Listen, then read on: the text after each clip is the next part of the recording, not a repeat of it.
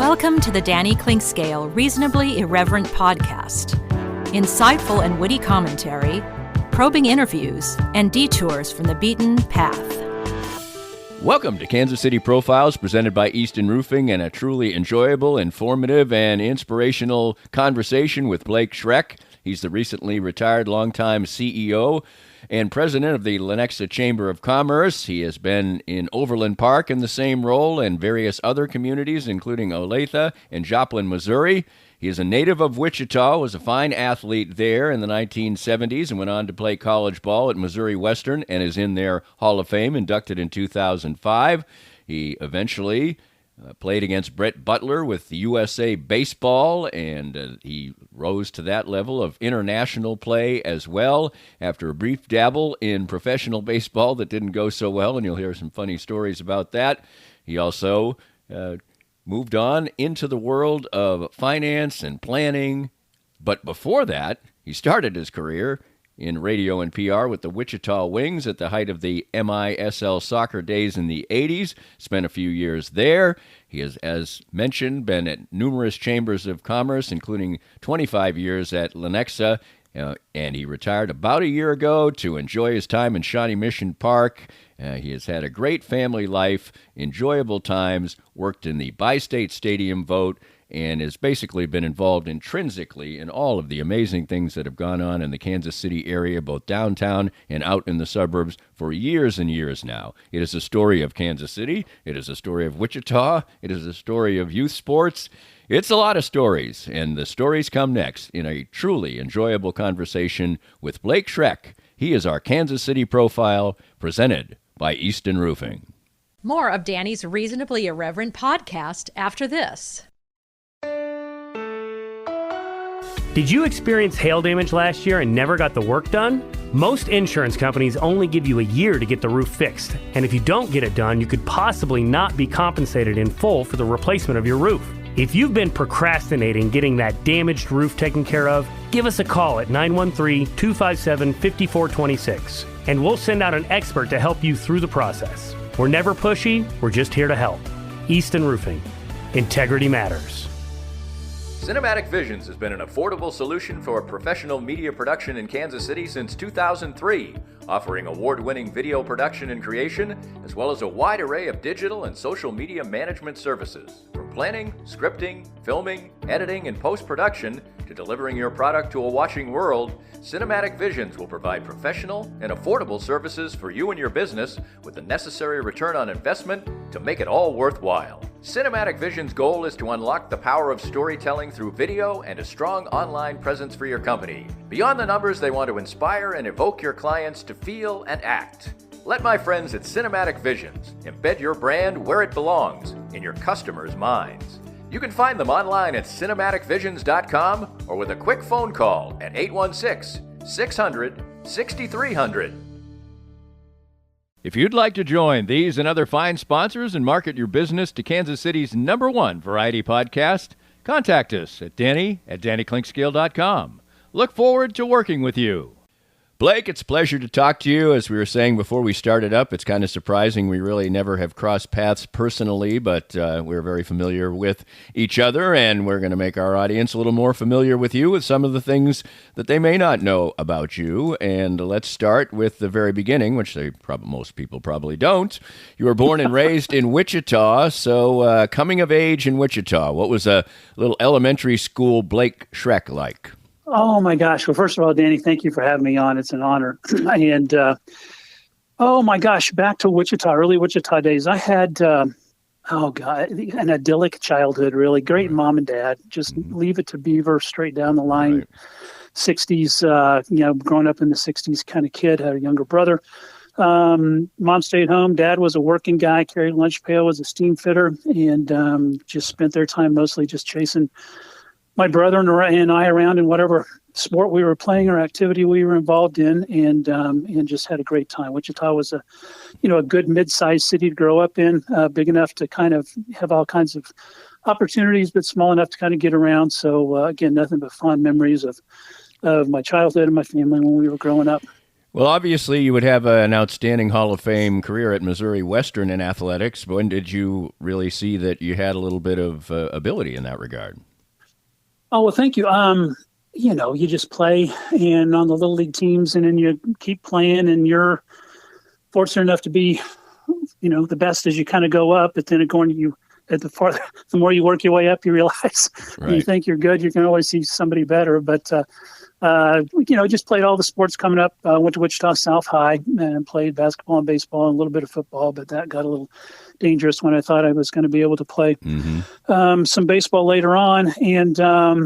And just, again, had a lot of competition. Wichita had a great city league with, 10 plus high schools there. So it was, a lot of good players have come out of there, and was an opportunity to kind of, I think, get a pretty good basic. Again, it's not like today when there's 100, travel league games being played all the time. Right.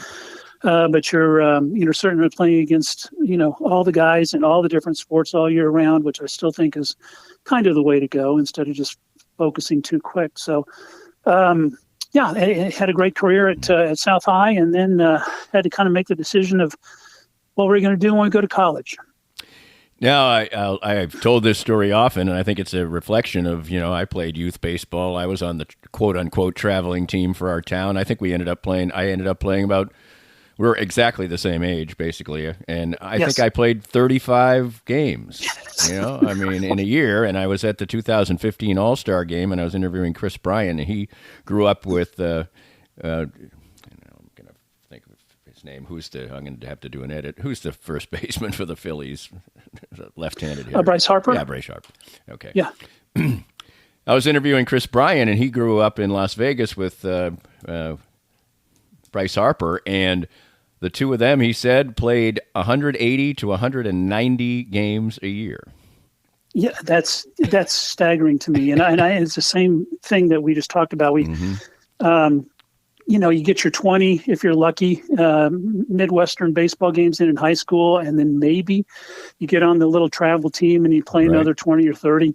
And so, when you did get a chance to kind of go up against these kids from Florida or California that are playing 100 plus games a year, it was just night and day from the competition standpoint. So again, and I know again, Kim Renfed and some of the soccer guys, we'll talk about soccer pretty soon, but we've always had the ongoing argument that he still thinks it's better to have that kind of European system where once you are identify that you have some talent in one area, that you focus on that from 10 or 11 years old on.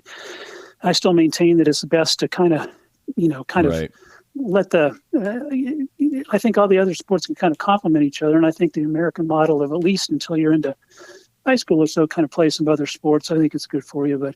But yeah, it's amazing, especially in college baseball now. My God, it is the money that has finally filtered in, and filtered down to what in the old days were just baseball was a secondary, non-revenue minor kind of afterthought in Midwestern colleges back in those days. And so to see Tennessee now building a $100 million stadium, to see the SEC essentially become the minor league prep school for the major leagues after they've cut the minor leagues down, just a whole different ballgame. Because when trying to decide what to do and where to go to college, back in those days, you had until fairly recently, you had the 11.7 scholarships that you divvied up between 20 some guys. So, you're getting an eighth ride or a quarter ride, or if you're really a big deal, you got a half ride. And it kind of cracks me up to think we were trying to find a way to go play, and you're getting a little bit of that. And so, it is a galaxy apart now in the opportunities that kids have who want to go play college ball somewhere than, again, growing up in the Midwest where most of the fields we would go play the schools at Western. And again, it was a different time too, from the standpoint that the division system in the NCAA had really just kind of come into existence in the mid-'70s. And this whole idea now that we're so used to after the last 10 or 15, 20 years of D1 this, D1 that, everybody played everybody back then. And so we... Let's flash back a little bit before you get to college. Yeah, sure. Besides sports, what was your interest in as you were growing up? Were you thinking about anything except, hey, I maybe can play Major League Ball someday? Yeah, well, and I was a good student and did the drama club stuff and was in the musicals and did all the kind of things that everybody did. And so sports was just kind of, the kind of the main theme of everything that we did. But no, I was very active in all that kind of stuff and I did a lot of different things. So had a good, well-rounded education, I think, and a good kind of well-rounded upbringing. And so did a lot of different things. When you were getting ready to decide on college, I was looking through some stuff, and apparently a bunch of competing athletes from Wichita ended up kind of banding together to go to Missouri Western, guys who had been battling against each other. Is that right?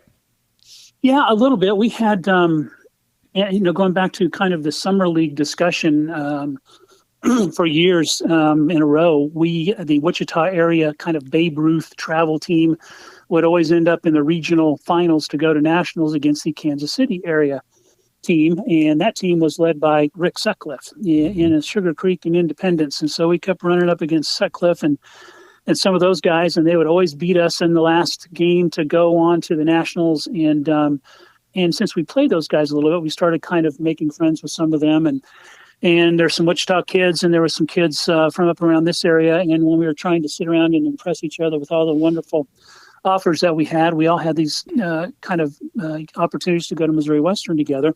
So we decided I think there's about 6 of us, decided that we would go up there together. And again, I got to play basketball up there too, which helped on they actually had more money than than baseball. So Dad was really happy about that. And so kind of cobbled together a scholarship up there and just had a great time with a lot of guys that were basically all of our buddies were, we banded together and they're still friends to this day. Still, I had a great experience there. Tell me a little bit about your basketball. Oh, basketball was just kind of the fun thing to do to keep in shape, so I didn't have to run stairs in the winter with the other baseball players. And so I was just a baseball player playing basketball. But again, it was fun. We had some great adventures. We played a guy by the name of Larry Bird. We played at Indiana State. And we had that was back again, obviously before social media, when everybody just read the box scores and the agate, in the newspaper to find out what was going on, and heard about this guy named Bird that was scoring 30 some points a game and had no idea what he looked like, had no idea what was going on. So we show up to Terre Haute and we ask which one's Bird, and they point out this goofy looking guy, and our 6'7" all-conference forward says, "Don't worry, I'll handle him."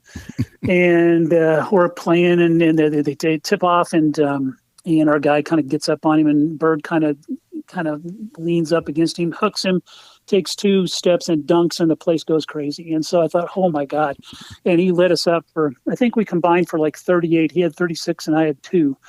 And so we got to see Larry Bird and again, we didn't realize what we were seeing at the time, but in later years, that has gotten me many a beer paid for, telling all the Larry Bird stories and everything that we've had. So basketball was fun. I got to take some good trips and see some great players, but that was just a way to kind of avoid winter conditioning and be in good shape when baseball season came.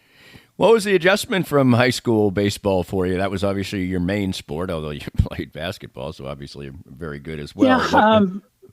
Yeah, baseball was, it really wasn't that hard. I mean, it was really, I started as a freshman, started all 4 years and where'd you play? Up as beg pardon? Well, what position did you play? I came up as a third baseman and was told immediately when I got there that they had some great third baseman and I was never going to see the field. And so I thought, okay. Kind of went through the whole fall ball thing and was playing pretty well. And the shortstop they had was pegged in, was flunked out halfway through the year. And so the coach came up to me and told me I was the shortstop starting the season. I'd never played the position before in my life. Wow. And so I proceeded to have 36 errors in 62 games in the first season of my college career. I think the first ball that was hit to me in a real game, we were playing Iowa State, and it was a nice 2-hopper, and I came in and scooped it all nice, and I fired that thing 10 feet over the first baseman's head and rattled around in the in the brick dugout, and our coach had to dive, and I heard him cussing as he hit the floor, and I thought, oh my God, this is horrible. So, but played shortstop, and by the last couple of years of school, I had kind of figured that out, and was playing.